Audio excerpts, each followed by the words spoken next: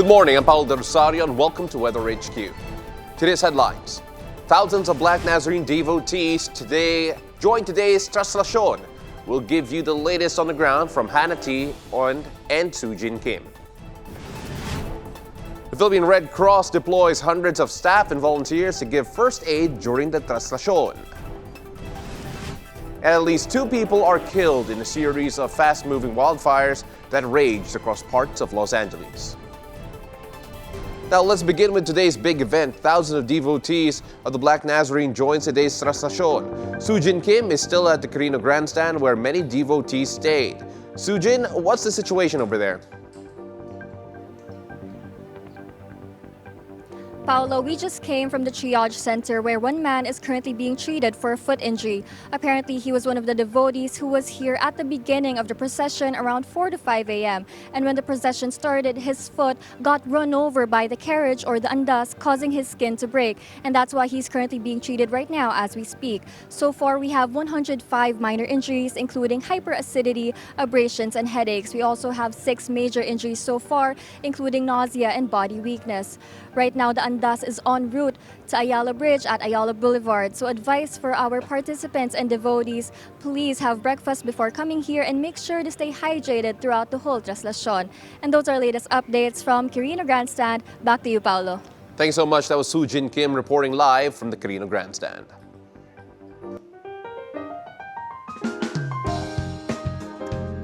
A look at the local weather now. 2 dominant weather systems will continue to affect our country today.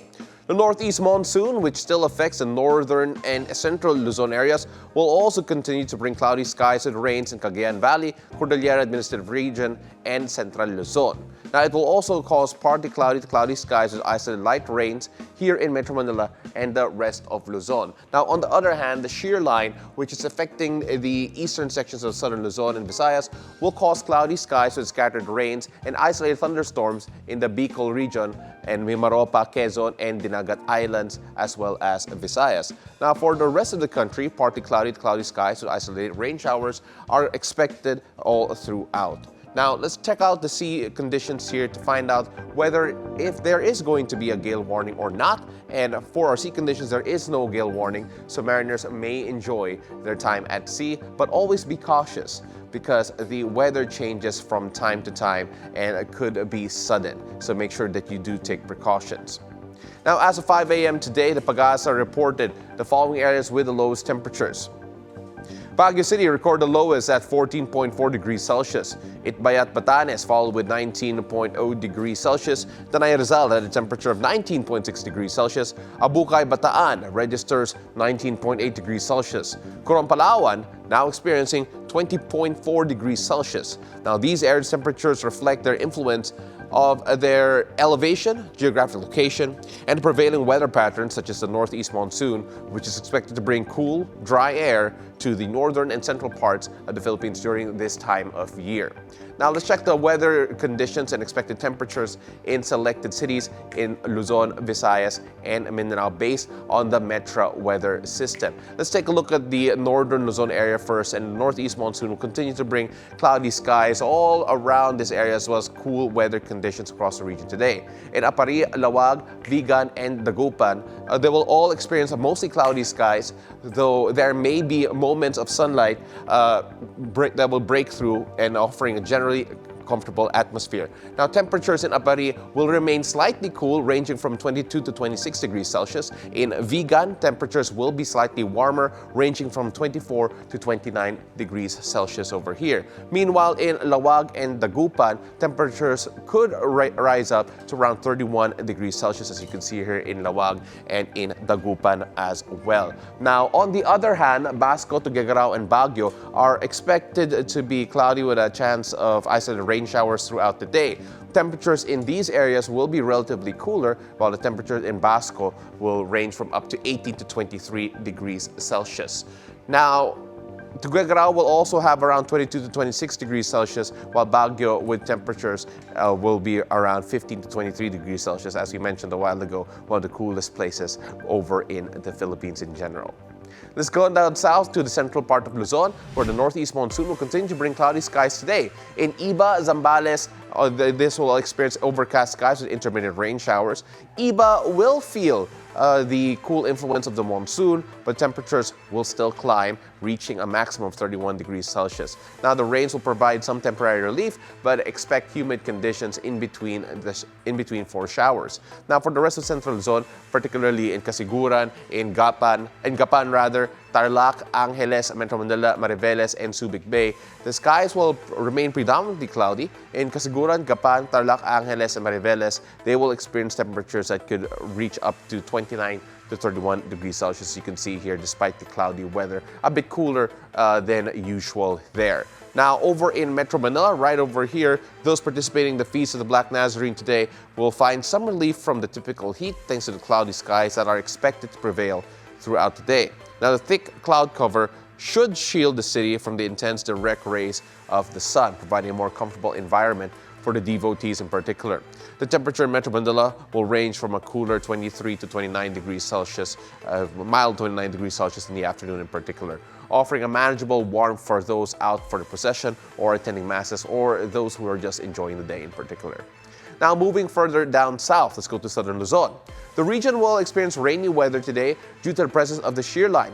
Areas such as Legazpi, Daet, Virac, Sorsogon, Romblon, Puerto Galera, and Coron will be mostly with cloudy skies and rain showers and occasional thunderstorms expected throughout the day. Now, even with the temperatures, the rain in the area the temperatures in these areas could rise between around 25 to 31 degrees Celsius. Calamba, let's take a look at that. We'll also see cloudy skies, so the chances of rain showers will be lower. Temperatures in Calamba will range from around 24 to 28 degrees Celsius. In Tagaytay, however, this will be an exception. Sun will be shining brightly, accompanied by partly cloudy skies, offering a pleasant day with temperatures ranging from around 19 to 24 degrees Celsius. Then let's go on over to the Visayas region.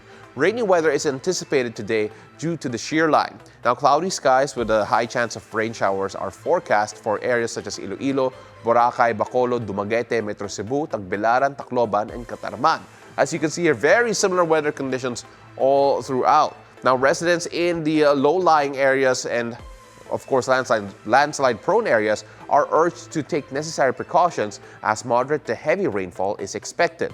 While the rain may provide some relief from the heat in parts of Southern Luzon, other areas in the Visayas will continue to experience warm conditions. Just take a look at Boracay. Temperatures here could range from 25 to 27 degrees Celsius, while in Catarman and Tacloban, we may see a maximum of 28 degrees Celsius. Iloilo and Bacolod are expected to experience around 29 degrees Celsius as a high, while Cebu and Dumaguete will have slightly warmer temperatures with around 30 degrees Celsius. Now, Tagbilaran is likely to be one of the hottest areas in the region, and in Tagbilaran, as you can see here, high of 31 degrees Celsius. Now, the rainy weather is still going to affect Mindanao as well. Rainy weather is expected to persist in Zamboanga, Dipolog, Marawi, Cagayan de Oro, General Santos, Davao, and Butuan. Temperatures in Zamboanga, Dipolog, and Metro Davao could rise to around 33 degrees Celsius. Dipolog and Zamboanga in particular. Now, General Santos City and Butuan are expected to experience slightly lower temperatures with up to 31 degrees Celsius. Metro Davao, in between that, by the way, at 32 degrees Celsius, as we were referencing a while ago. Cagayan de Oro, forecasted to have temperatures between 24 to 29 degrees Celsius, while Marawi, as per usual, will have the coolest conditions in the region, with temperatures ranging from around 21 to 25 degrees Celsius. Now, let's take a look at the rainfall forecast issued by Pag-asa. Now, for tomorrow through Saturday, heavy to intense rainfall is anticipated in Camarines Sur, Catanduanes, Albay, Sorsogon, and Northern Samar, while Camarines Norte, Romblon, Masbate, Aklan, Capiz, Samar, and Eastern Samar are expected to have moderate to heavy rains expected because of the shear line. On Saturday, the shear line will continue to dump heavy to intense rains in Camarines Norte, Camarines Sur, Catanduanes, and Albay, while moderate to heavy rains are expected on Saturday in Quezon, Marinduque, Oriental Mindoro, Romblon, and Sorsogon. Residents in the said areas are advised to avoid flood-prone areas, seek higher ground if flooding occurs. Now, if you live in a mountainous area, be aware of the risk of landslides, so please move to a safer location if you notice cracks in the ground or if heavy rains persist. When we return, We'll speak with the Philippine Red Cross, which has deployed hundreds of staff and volunteers to give first aid in today's Traslacion. Stay tuned. You're watching Weather HQ.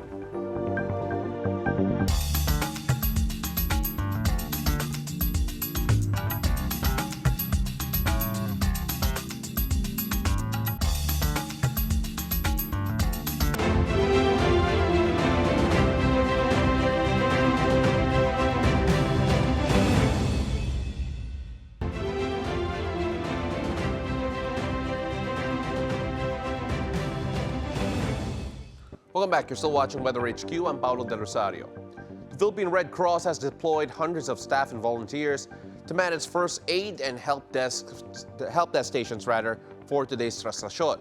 Joining us via Zoom is Red Cross Secretary General Gwen Pang. Thank you very much for joining us, Ms. Gwen. Thank you very much also, Paolo, and good morning. And good morning, everyone. All right, so first and foremost, let's take a look at the amount of help being afforded to all of the devotees by the Philippine Red Cross. Could you give us a bit of information on how many and where are these help stations situated and what kind of assistance do you provide for the participants of this annual tradition? Thank you, Paolo. So we have assigned over 1,000, hold on, let me check, over 1,000 volunteers and staff who are who's supporting us, for this Traslacion, no? And then we have 500 on the ground, and then we have over 500 also monitoring in different Red Cross offices, no? And then we have 18 ambulances deployed, and we have 20 ambulances on standby in case they need augmentation of support. We have one command post, one emergency field hospital with 50-bed capacity and 6 beds for ER.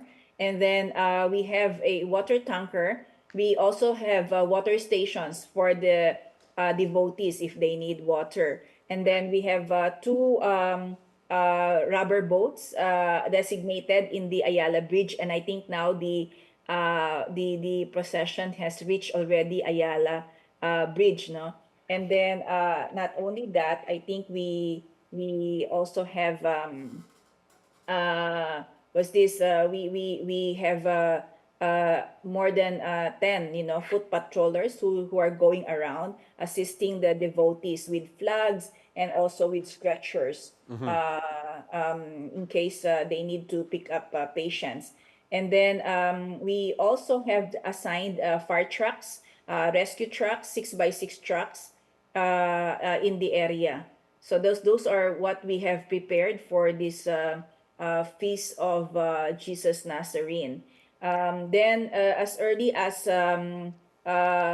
January 7, we were already in Quirino Grandstand for the picnic until yesterday. And then today we started the procession operation at 4:40 in the morning.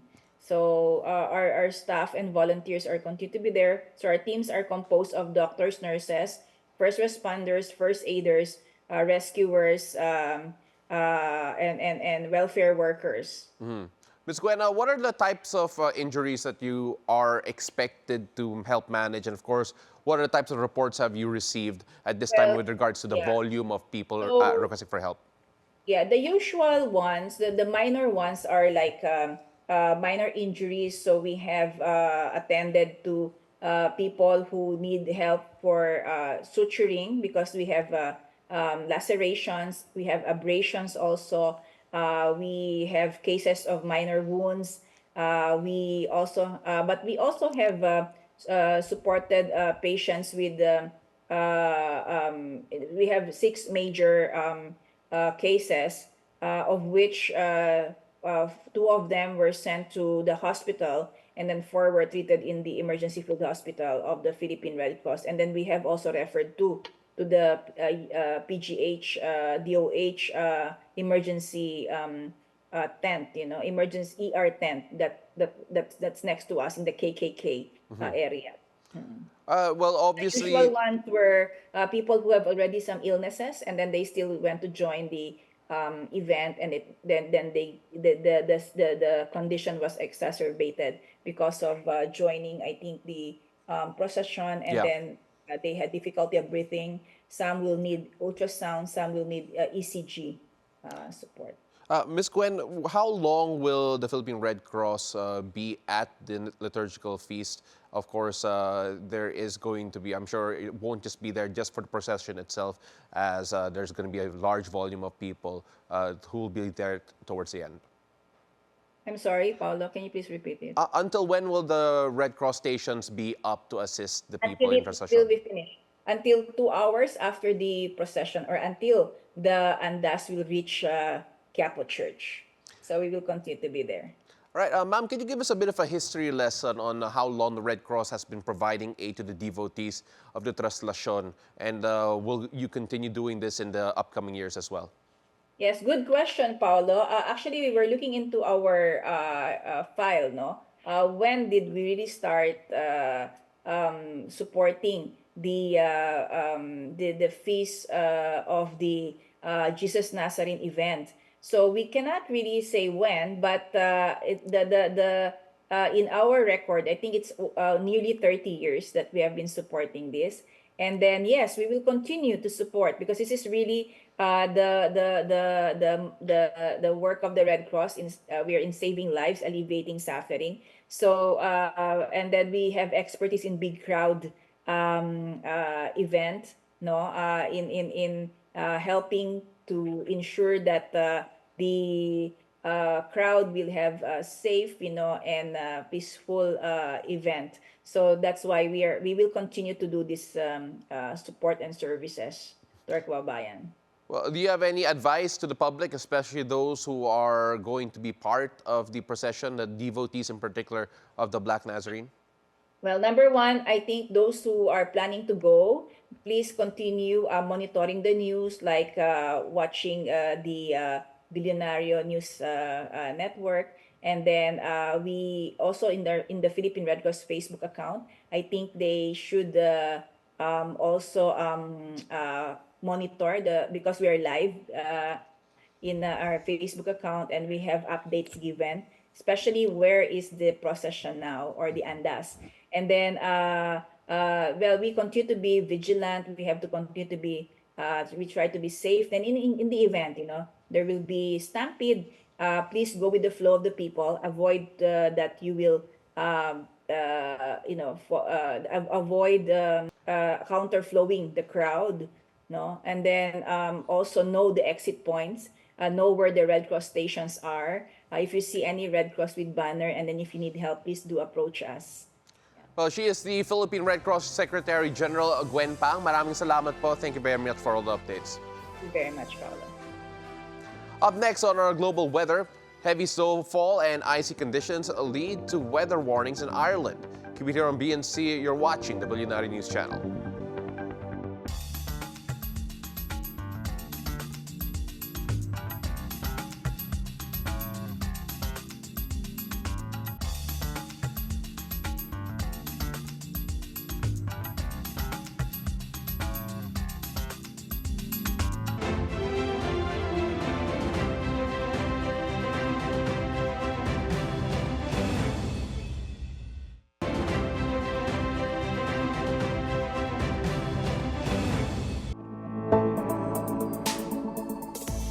Welcome back. This is Weather HQ. Let's take a look at the global weather. A series of fast-moving wildfires raged across parts of Los Angeles and killed at least 2 people on Wednesday, destroying hundreds of buildings, scorching hillsides, and prompting officials to order some 70,000 people to evacuate.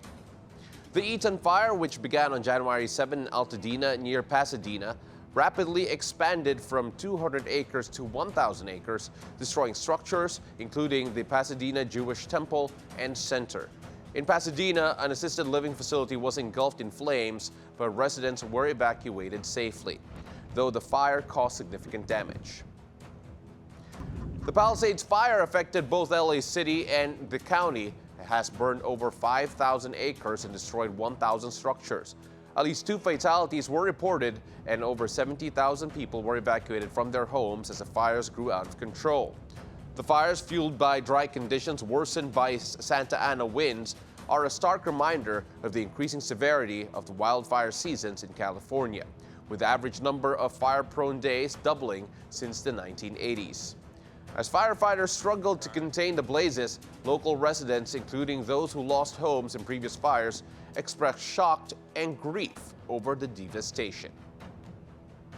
In Ireland, heavy snowfall and icy conditions led to weather warnings. Drone footage from County Carlow in Ireland on Wednesday captured a thick layer of snow covering Mount Leinster and the surrounding mountains. Ireland's meteorological service forecasted that extreme cold is expected to continue until today, and widespread frost, ice, and snow would persist throughout Friday in some parts of Carlow. Local reports indicated that several schools in Carlow were closed for a third consecutive day as the meteorological service issued warnings about hazardous travel conditions. Heavy rains and snow caused severe flooding across the United Kingdom, particularly affecting a caravan park in central England. Many residents were displaced as caravans were submerged or damaged, and some had to seek shelter with family or emergency services. The floods overwhelmed drainage systems, causing rivers to burst their banks and leaving major roads impassable. Some rural villages, especially in the Midlands and Northwest, were cut off, requiring rescue operations. The UK government issued nearly 80 flood warnings, with ongoing and expected flooding in several regions. Airports, including Heathrow, Birmingham, and Manchester, temporarily closed due to dangerous conditions disrupting travel. Train services were also delayed or suspended, and roads in flood-prone areas became hazardous. Emergency teams worked to reinforce flood defenses, evacuate affected areas, and provide shelter. The storm, caused by a combination of heavy rainfall, melting snow, and freezing temperatures, worsened conditions, with ice making roads slippery. Recovery efforts are ongoing, with officials urging the public to stay cautious as more rainfall and snowmelt could worsen the situation in the upcoming days. That's Weather HQ for today. Join us again tomorrow here on BNC, the Bilyonaryo News Channel. I'm Paolo del Rosario. Have a great morning.